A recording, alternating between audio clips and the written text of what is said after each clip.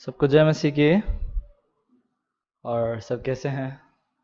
बहुत ही ये इंतज़ार किया हुआ पल है आप सबका भी और मेरा भी कि हम मिलके सीख रहे हैं परमेश्वर का वचनों को। कल भी हम उत्पत्ति एक अध्याय का पढ़ रहे थे, तीसरा दिन के बारे में।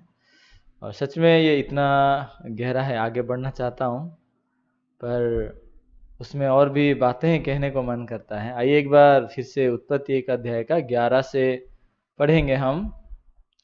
11, 12, 13 पढ़ेंगे। अगर आपके पास बाइबल है आप देख लीजिएगा। उत्पत्ति एक अध्याय का 11 से 13 तक। फिर परमेश्वर ने कहा, पृथ्वी से हरी घास तथा बीज वाले छोटे छोटे पेड़ और फलदायी वृक्ष भी, जिनके बीज उन्हीं में एक एक की जाति के अनुसार है, पृथ्वी पर उगे। और वैसा ही हो गया। इस प्रकार पृथ्वी से हरी घास और छोटे छोटे पेड़, जिनमें अपनी अपनी जाति के अनुसार बीज होता है, और फलदायी वृक्ष, जिनके बीज एक एक के जाति के अनुसार उन्हीं में होते हैं, उगे। और परमेश्वर ने देखा कि अच्छा है। तथा सांझ हुई, फिर भोर हुआ। इस प्रकार तीसरा दिन हो गया। और आज हम तीसरा दिन के बारे में देख रहे हैं।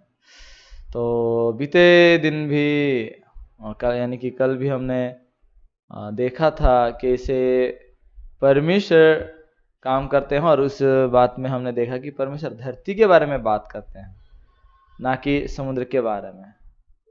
तो आप लोगों का जीवन में भी आप इस धरती के बारे में जब सोचते हैं तो कैसा विचार है आपका? परमेश्वर धरती के बारे में यहाँ दिखाए हैं कि धरती स्थिर था, इसीलिए परमेश्वर उसमें बीज लगाए, समुद्र में बीज नहीं लगाए। ये बात कल भी हमने चर्चा किए थे। और परमेश्वर जैसा पानी को विभाजित किए तो पानी के अंदर जो जमीन था वो सामने आने लगा।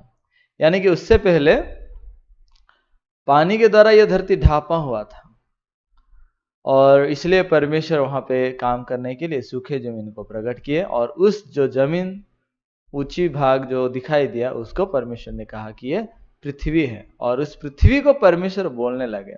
इसलिए बाइबल में कैसा लिखा जाता है कि और परमेश्वर ने पृथ्वी को कहा, पृथ्वी से कहा कि पृथ्वी से हरी घास निकले। तो इस प्रकार परमेश्वर जो कह रहे, पृथ्वी को कह रहे हो, पृथ्वी पर उगे बोल के, ठीक है।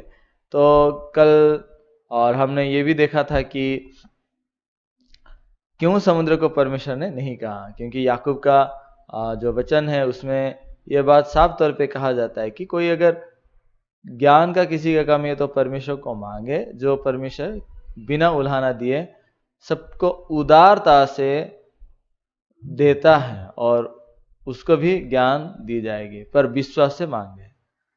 क्योंकि जो संदेह करता है वो समुद्र की लहरों के समान है बोल के हम भी कल देखे थे। वो जब हवा चलती है वो बहती है, हवा बहने से वो मन उछलता है।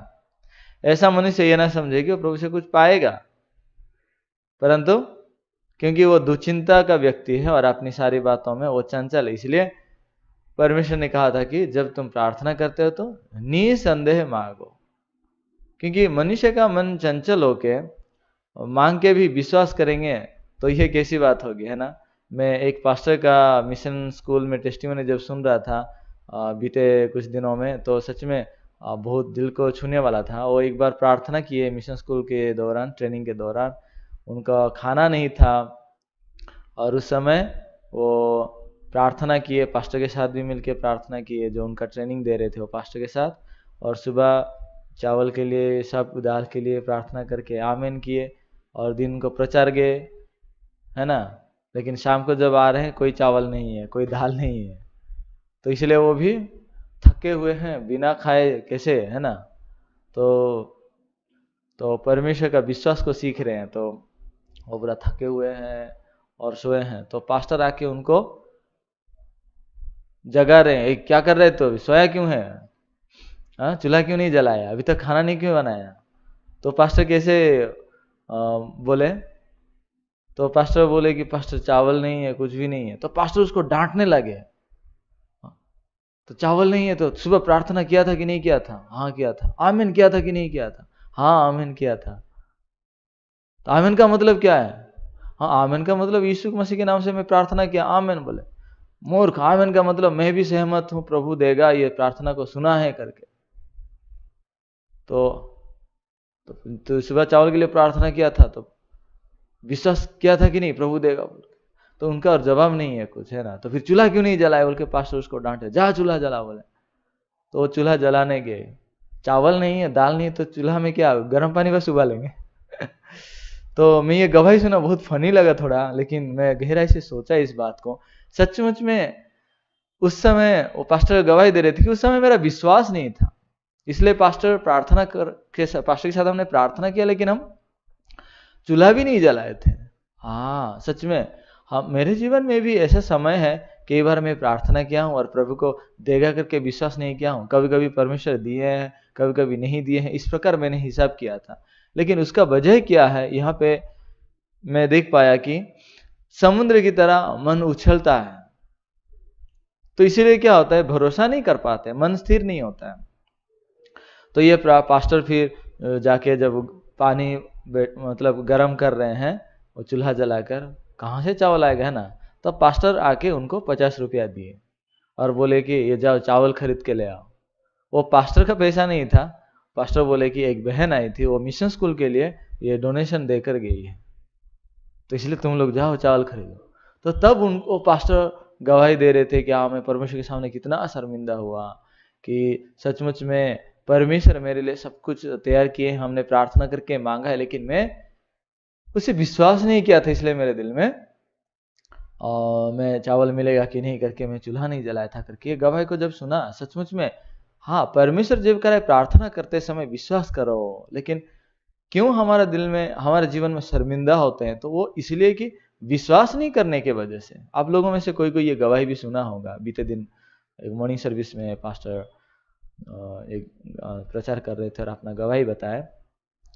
तो इसमें ये बात हमने कल भी देखा थे, तो इससे हम एक बात को हमारे दिल में स्थिर करना पड़ेगा। एक्चुअली मनुष्य का मन में जब वो अस्थिर होता है, तो क्यों अस्थिर होता है, डबल माइंड होने के कारण। मतलब क्या है, प्रभु देगा या नहीं देगा, होगा या नहीं होगा।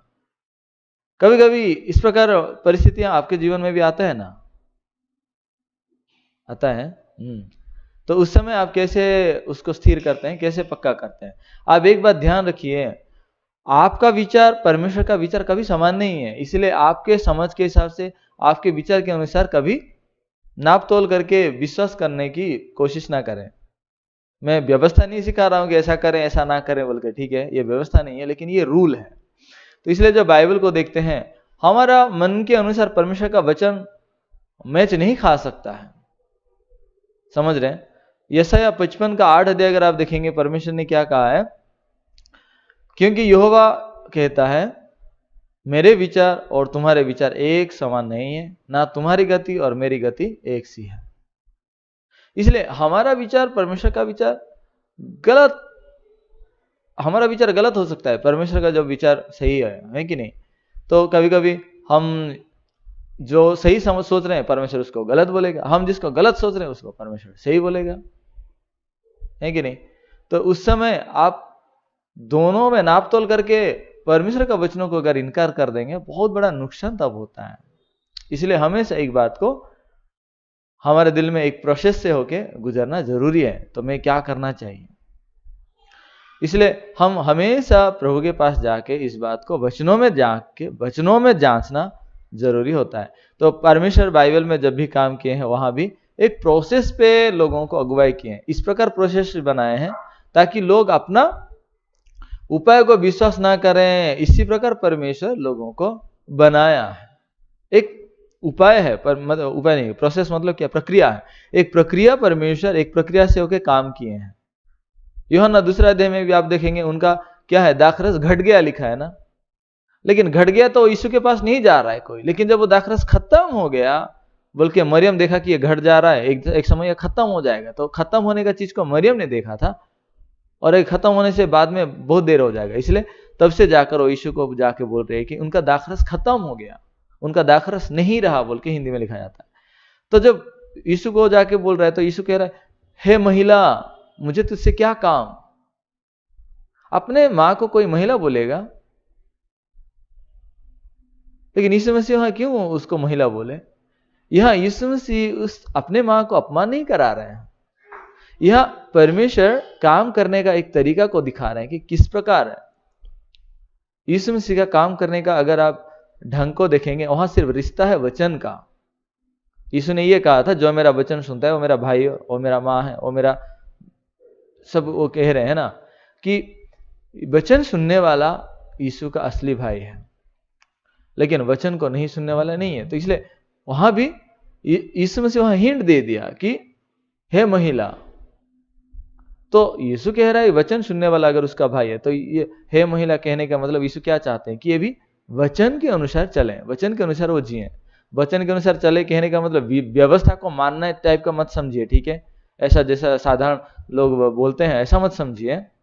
वचन परमेश्वर जैसा कह रहा है उसी प्रकार हमारे दिल में ग्रहण करना है। तब मरियम देखा कि हाँ, यीशु मसीह बोल रहा है अभी मेरा समय नहीं हुआ है काम करने का, तो यीशु कब काम करेगा? मरियम जाके कर्मचारियों को बोलता है वो तुम्हें जो कहे वही करना। तब कर्मचारी लोग आ गए, यीशु क्या करेंगे हम? पता नहीं, हाँ बातचीत ऐसा हुआ है करके लिखा तो नहीं है, लेकिन वो तुम्हें जो कहे वही करना, तो किसको यीशु जाके बोलेगा, है ना? लेकिन वो कर्मचारियों जो कर्म कर रहे थे वहां, दाखरस की बंदोबस्त कर रहे थे, बांटना देना, यही कर्मचारियों को यीशु कहता है ये मटकों को पानी में भर दो। फिर वो पानी को वो मटकों में भर देते हैं। वो मटके दाखरस का मटके नहीं था ना, यहूदियों का शुद्धिकरण के लिए मटके थे। वहां परमेश्वर कैसे काम कर रहे हैं? यहाँ पे यीशु मसीह कोई अंगूर लाने को नहीं बोला, कोई शक्कर लाने को नहीं बोला, कोई लाल रंग वाला कुछ पानी या वो रसना पानी टाइप का जो होता है ना वैसा लाने को नहीं बोल रहा है, लेकिन पानी को भरो बोल दिया। तो अभी क्या करेंगे यहाँ? कैसे इसको दाखरस बनाएंगे? किसी को मालूम नहीं है, लेकिन मरियम कह दिया वो तुम्हें जो कहे वही करना। तो इसलिए अब भी इन कर्मचारियों के दिल में अपना विचार नहीं है, तो वो मुहामुंह उन्हें भर दिए, ठीक है? जब वो मुहामुंह भर दिए, यीशु ने क्या कहा? यूहन्ना 2 अध्याय का अगर 8 वचन आप देखेंगे, यीशु ने क्या कहा? तब उसने उनसे कहा अब निकालकर भोज के प्रधान के पास ले जाओ, और वे ले गए। यहां पे देखेंगे अब निकालकर भोज के प्रधान के पास ले जाओ और वे ले गए। यहां एक सवाल है मेरा। यीशु ने कहा कि अब निकालकर भोज के प्रधान के पास ले जाओ, बोले क्या निकाल के लेने को बोले?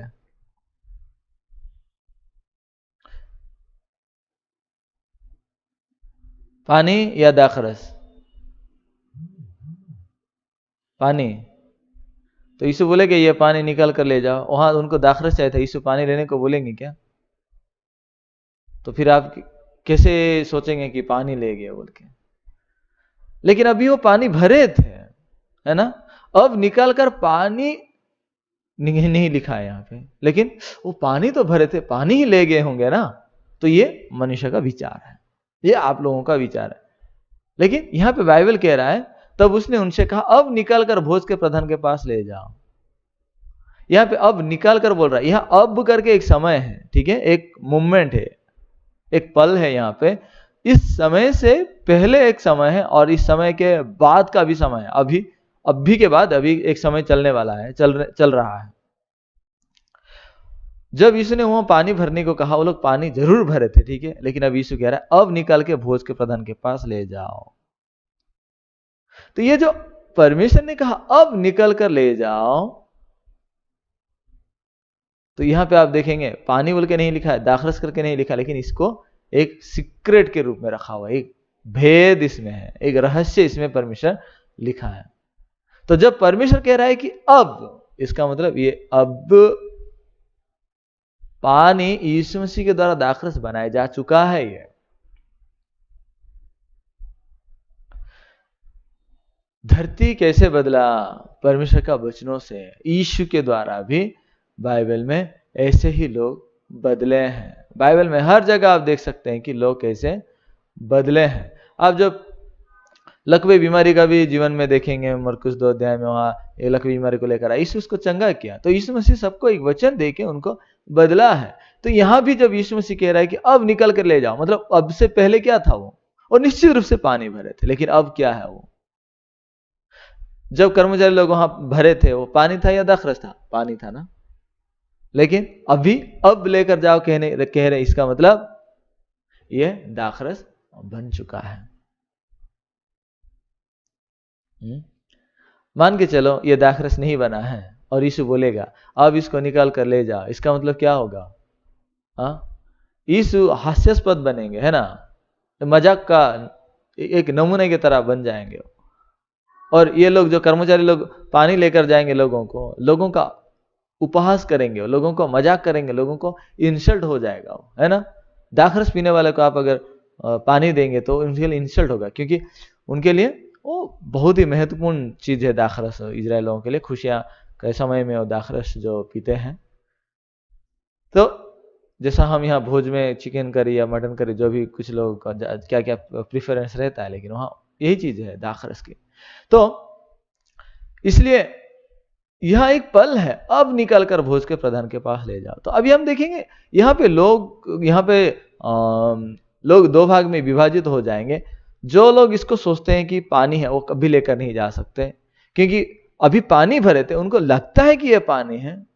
लेकिन जो व्यक्ति इसको विश्वास किया है वो ये व्यक्ति विश्वास किया है कि यीशु ने, अब बोल रहा है ना, पहले तो यह दाखरस था लेकिन अब यह दाखरस, पहले तो पानी था अब यह दाखरस बन चुका है करके जो व्यक्ति विश्वास किया वो लेकर जाएगा। परमेश्वर जब काम करते हैं, एक प्रक्रिया चला है, वो प्रक्रिया चलते चलते अब आ चुका है, ठीक है। तो उस प्रकार परमेश्वर को अगर उस मन को आविष्कार करेंगे तो विश्वास करना बहुत आसान है। जैसा 38 साल का बीमार को भी आप देखेंगे तो 38 साल के बीमार के पास एक दिन यीशु आए, है ना। तो यीशु आए और उसको बोलते हैं क्या तू चंगा होना चाहता है? कौन बीमारी चंगा होना नहीं चाहेगा, है ना। परंतु वो बोला कि प्रभु जब मैं पहले प्रवेश करने की कोशिश करता हूं पानी हिलते समय, कोई मुझसे दूसरा कोई पहले आगे पहुंच जाता है, और अभी मेरे पास कोई भी नहीं है जो पानी में मुझे उतार सके। इसका मतलब है कि मेरे पास कोई उपाय नहीं है, रास्ता नहीं है, मैं चल नहीं सकता। लेकिन यीशु उसको क्या बोला? उठ, अपना खाट उठा और चल, है कि नहीं। 2014 की बात है, जब मैं मिशन स्कूल में था, बहुत साल हो गया था मिशन स्कूल में, तो बहुत साल मतलब 5 साल हो गया था। तो 5 साल की ट्रेनिंग में मेरा पूरा एकदम मुश्किल हालत पहुंच चुका था मैं उस समय, और मुझसे नहीं बन पाएगा ये विश्वास का जीवन हो के मैं एकदम पीछे हटने ही वाला था। और उस समय बहुत मुश्किल दिल में था। तो मैं पास्टर एक दिन मॉर्निंग सर्विस में मुझे पूछे कि कैसे है। तो उस समय मैं पास्टर को जब मेरा मन के बारे में बताते बहुत तकलीफ था, मैं रो पड़ा मैं, और पास्टर मुझसे नहीं हो पा रहा है, मैं नहीं कर सकता। लेकिन उस समय में पीछे जाने का मेरा रास्ता भी नहीं है ना। जैसा कि एक व्यक्ति पानी के अंदर घुस गया है तालाब में, है ना, और अभी ना पीछे जा सकता है ना आगे जा सकता है। लेकिन आगे जाएगा तो एक नया दुनिया है ना, पीछे जाएंगे तो खत्म हो गया दुनिया। तो इस प्रकार की स्थिति में मैं था। तो पास्टर मुझे बोले कितना दिन तक वो बेथेस्दा की तालाब की ओर ताकता रहता है, पीछे मुड़ के देख, यीशु है बोले। मतलब समझ पा रहे हैं, 38 साल का बीमारी भी, तब जब तक वो कोशिश में था वो कभी यीशु को नहीं देख पा रहा था। लेकिन जब पीछे मुड़ा, यीशु बोल रहे उठ, अपना खाट उठा के चल। मतलब लंबे समय तक मैं एक सोच में जी रहा था कि नहीं होगा। लेकिन अब क्या बोल रहे हैं परमेश्वर? अब उठ, अपना खाट उठा और चल। अब तक 38 साल तक वो नहीं चला था, लेकिन अभी क्या प्रभु बोल रहे हैं? उठ, अपना खाट उठा के चल। तब अभी वो जानता है, यीशु भी जानता है कि ये चल नहीं सकता ना, इसीलिए यीशु मसीह उसको कह रहा है उठ, अपना खाट उठा के चल। जब यीशु कह रहा है उसको खाट उठा के चल बोल के, तो अगर वो उठ सुनेगा तब उठेगा क्या? तब वो ठीक होगा क्या? नहीं। यीशु मसीह उसको ठीक कर चुका है और कह रहा है कि उठ, अपना खाट उठा और चल। समझ पा रहे हैं? ये वचन सुनने से ठीक होगा ऐसा नहीं है। यीशु मसीह उसको ठीक कर चुका है, उसके बाद बोल रहा है। ठीक होने का एक समय है जब यीशु ठीक कर दिया है। जैसा पानी को दाखरस बनाने के बाद बोलता है कि अब उठा के, अब निकल कर भोज के प्रधान को दे जा, उसी प्रकार इस 38 साल का बीमारी को भी प्रभु चंगा करने के बाद बोल रहा है कि मैं तुझे चंगा कर चुका हूं, तू उठ, अपना खाट उठा और चल। वहां वचन में लिखा हुआ है उठ अपना खाट उठा और चल। समझ रहे? अभी 38 साल का बीमारी में वो क्या क्या सोचता होगा? अगर वो सच में यीशु का मन को ग्रहण किया, यीशु का मन के साथ एक मन किया, तो सीधा ग्रहण करके चलेगा। अगर नहीं ग्रहण किया होता तो क्या करता हूं? प्रभु आप क्या सोचते हैं मैं उठना नहीं चाहता इसलिए यहां पड़ा हूं? ऐसा भी सोच सकता है कि नहीं? मेरा पांव पूरा एकदम सूखा हुआ टांगे की तरह है, मेरा टांग पूरा सूखे हुआ है, एक डंडा की तरह ना। तो इस प्रकार कमजोर पैरों से मैं कैसे चल सकता हूं? अभी वो दो बात चल रहा है उसके दिमाग में, मैं चल पाऊंगा या नहीं चल पाऊंगा। इतने सालों तक क्या कोशिश नहीं किया था? क्या मैं कोशिश किया हूं, नहीं चला, मैं जानता हूं, लेकिन यीशु तू नहीं जानता है मेरा स्थिति ना, इसलिए ऐसा बोल रहा है। बोलने में क्या, लेकिन अगर मेरे जगह होता ना, तू समझता चलना क्या होता है। मैं कितना कोशिश किया हूं, नहीं चल पाया हूं, और तू अभी बोल रहा है चलने को। हम चर्च में भी जब फेलोशिप करते हैं, कई सारे भाई बहन ऐसे भी बोलते को मैं मिला हूं, परंतु आप लोग यहाँ पे यीशु का मन क्या है आप देखिए। परमेश्वर कैसे धरती को बदल रहे थे, उस प्रकार हमारे जीवन में भी काम करना चाहता है। यीशु की दृष्टि में वो चंगा हो चुका है, इसलिए यीशु बोल रहा है कि उठ अपना खाट उठा और चल। बाकी आपकी दृष्टि में क्या लग रहा है? वो नहीं चंगा नहीं हुआ, नहीं चंगा नहीं हुआ। अगर चंगा हुआ होता तो मैं क्यों यहां पड़ा होता? ऐसा तो इसलिए लोग सुसमाचार को सुनने के बावजूद बोलते हैं कि अगर मैं उधार पाया होता तो क्यों पाप कर रहा हूं, ऐसा बोलते हैं।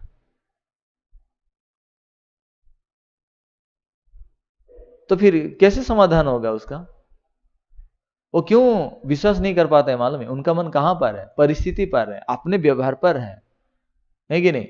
इसका मतलब ये किस प्रकार लोग हैं, वो धरती की तरह है। याकूब का पुस्तक में जो और उत्पत्ति का पुस्तक को कनेक्ट हुआ जो बात अभी हम कर रहे हैं, वो धरती जो मतलब जो वचनों को विश्वास करते हैं वो धरती की तरह है, और जो विश्वास नहीं करते हैं वो लहरों की तरह हमेशा डगमगाते हैं। आप मान के चलो कोई गाड़ी पे है या कहीं बोट पर है ना, तो जब वो गाड़ी चलेगा, बोट चलेगा, आप हिलने डुलने लगेंगे कि नहीं? बोट में कभी बैठे हैं ना? तो लेकिन अगर मान के चलो ऐसा चेयर में बैठे हैं, आप चेयर में बैठे हैं तो आप हिलने डुलने लगेंगे क्या ऑटोमेटिकली? नहीं ना। तो आप कहां बैठे हैं, आप कहां हैं, उसी प्रकार आप हिलेंगे या स्थिर होंगे, है ना? तो उस प्रकार आप परिस्थिति में तो हिलने डुलने लगेंगे ही ना, लेकिन वचन में तो वचन नहीं बदलता। इसलिए वचन को विश्वास करना चाहिए। अगर परमेश्वर कह रहा है कि मैं तेरा पाप धो दिया हूं तो धो दिया हूं। बीते दिन भी हम एक वचन को हम देख रहे थे यशाया का, फिर से उसको एक कहना चाहूंगा क्योंकि ये बहुत ही महत्वपूर्ण वचन है और बहुत ही सरलता से इसमें दिखाया गया है। फिर भी अनेक लोगों के दिलों में अपने ही सोच विचारों को पकड़कर जीने के वजह से अब तो सुसमाचार को विश्वास नहीं कर पाते हैं। मैंने तेरे अपराधों को काली घटा के समान और तेरे पापों को बादल के समान मिटा दिया है, मेरी ओर फिर लौट आ क्योंकि मैंने तुझे छुड़ा लिया। परमेश्वर यहाँ क्यों लौट आने को बोल रहे हैं? क्योंकि उसने छुड़ा लिया है, उसके बाद बोल रहे हैं कि मेरे पास लौटो। ऐसा नहीं कि तू लौटने के बाद मैं छुड़ाऊंगा, ऐसा नहीं है। लेकिन अनेक लोग कैसे जीते हैं? वो ये वचनों को सुनने के बाद कुछ लोग होते हैं जो वो कर्मचारी लोगों की तरह यीशु ऐसा कह रहा है वैसा बोलते हैं, आमीन प्रभु मेरे जैसे आदमी का तो पाप मिटा दिया है, धन्यवाद करके ग्रहण करते हैं। कुछ लोग होते हैं हाँ अगर मिटा दिया तो मैं क्यों पाप कर रहा हूं, ऐसा कहते हैं। 38 साल की बीमारी की तरह ग्रहण करने वाले भी लोग हैं। लेकिन कुछ लोग होते हैं जो बोलते हैं कि अरे मैंने चोरी किया, मैंने व्यभिचार किया, मैंने ये किया वो किया, तो मैं कैसे हठीला के कह सकता हूं कि मेरा पाप नहीं है? लेकिन जो वचन में स्थिर होते हैं वो बोलेंगे हाँ मैंने ऐसा जिया हूं, मैं भी ऐसा अपराध किया हूं, लेकिन परमेश्वर कह रहा है कि मेरा पाप धोया गया है, तो धोया गया है। वो अपनी सोच को विश्वास नहीं करके वचनों को विश्वास करते हैं। क्योंकि हाँ दुनिया में ऐसा कोई भी नहीं है जो पाप नहीं किया है, बाइबल में लिखा है धर्मी कोई नहीं, एक भी नहीं है ना। परंतु उसके बाद एक व्यक्ति है जो यीशु के उद्धार पर विश्वास करके स्थिर होता है। जब इस प्रकार हम देख रहे हैं तो बाइबल क्या कह रहा है यह बहुत महत्वपूर्ण है। आप पास्टर पाक का वो गवाही सुने हैं क्या, जब उनका पेट दर्द हो रहा था, है कि नहीं? उनको डॉक्टर बोला था कि 1 चम्मच का खाना तुम 100 बार चबाना। आप एक बार खाते हैं तो कितने बार चबाते हैं? मैं जो फास्ट फास्ट होता है ना, 2-3 बार खत्म। और पास्टर भी ऐसा फास्ट खाने वाले तो वो भी ऐसा खाएंगे ना। तो 20 बार चबाता था तो मेरा मुंह में कुछ नहीं रहता था, लेकिन डॉक्टर का बात को रखने के लिए मैं खाली मुंह का ऊँ करके 100 बार चबाता था, ऐसा बोलते हैं। मैं ये गवाही को कई बार सुना हूं मैं। तो सच में उससे एक बात मेरे दिल में एक बात स्थिर हो गया कि परिस्थिति जो भी दिख रहा है वो महत्वपूर्ण नहीं है, परमेश्वर क्या कह रहा है। ये पास्टर का जब पेट में दर्द हो रहा था तो वो ऐसा 100 बार चबा के खाकर भी उनको डायरिया हो रहा था, क्योंकि पेट में सच में बहुत खराब हो गया था, पेट में घाव हुआ था। तो डायरिया होता था, हजम नहीं हो पाता था, और तीखा वाला चीजें, कुछ वो गरिष्ठ भोजन जो कहा जाता है ना, वो सारे तो दूर ही था। वो सिर्फ वो दलिया खा के रहते थे। तो उस दौरान की बात है, एक दिन प्रार्थना करते समय परमेश्वर उनको मरकुस 11 अध्याय का 24 वचन को दिया। वो इस प्रकार खाना कम करने के कारण एकदम पूरा बहुत वजन उनका घट गया था। वो बताते हैं कि मैं 7 किलो घट गया था। 7 किलो घट जाना मतलब आप जानते हैं कितना कमजोर दिखने लगेंगे और कितना तकलीफ होगा अभी। परंतु वो पास्टर ये वचनों को पाने के बाद जो वो प्रार्थना करते समय प्रभु ने कहा मरकुस 11 का 24 वचन में कि इसलिए मैं तुमसे कहता हूं कि जो कुछ तुम प्रार्थना करके मांगो तो प्रतीति कर लो कि तुम्हें मिल गया और तुम्हारे लिए हो जाएगा। प्रार्थना करके अगर मांगते, ये प्रार्थना कर रहे थे तो ये वचन प्रभु कह रहा है कि तुम प्रतीति कर लो, जो कुछ भी मांग रहे हो तुम प्रतीति कर लो कि तुम्हें मिल गया है और तुम्हारे लिए हो जाएगा। तो हमारे लिए क्या है, हमारा विचारधारा ऐसा है कि मुझे मिल जाए फिर मैं विश्वास करूंगा, पहले दे दे मैं फिर विश्वास करूंगा। लेकिन प्रभु कह रहे तू पहले विश्वास कर फिर मैं दूंगा।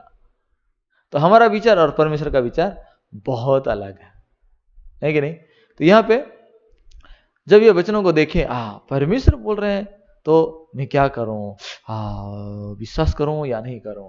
कभी कभी लगता है विश्वास कर रहा हूं जैसा, कभी कभी लगता है नहीं विश्वास करूं जैसा। लेकिन पास्टर इस वचनों को पाने के बाद सचमुच में अपने मन में डिसाइड किए, निर्णय लिए कि क्योंकि परमेश्वर कह रहा है, परमेश्वर झूठ नहीं बोल सकता। और अगर मान के चलो मैं विश्वास कर लिया और ठीक होगा करके, अगर ठीक हो गया तो ठीक हो गया, तो मुझे खाना चाहिए ना जो जो नॉर्मल आदमी खाते हैं। अगर ऐसा खा के अगर मेरा कुछ और गड़बड़ी हो जाएगा और मर जाऊंगा तो प्रभु झूठा ठहरेंगे, है ना? लेकिन प्रभु झूठ है क्या? प्रभु झूठ नहीं है। इसलिए प्रभु को मैं विश्वास कर सकता हूं। तो विश्वास करके खाए नाश्ता के समय में, फिर डायरिया हो गया। लंच के समय में भी खाए, फिर डायरिया हो गया। उस समय शैतान भी आके उसको फुसफुसाने लगा कि पास्टर को तू क्या विश्वास करता है, ये विश्वास नहीं है, तू चंगा नहीं हुआ है। ये वचन में कोई विश्वास का इस प्रकार रूल को मैं कहीं नहीं देखा हूं, ये वचन का ये गवाही को।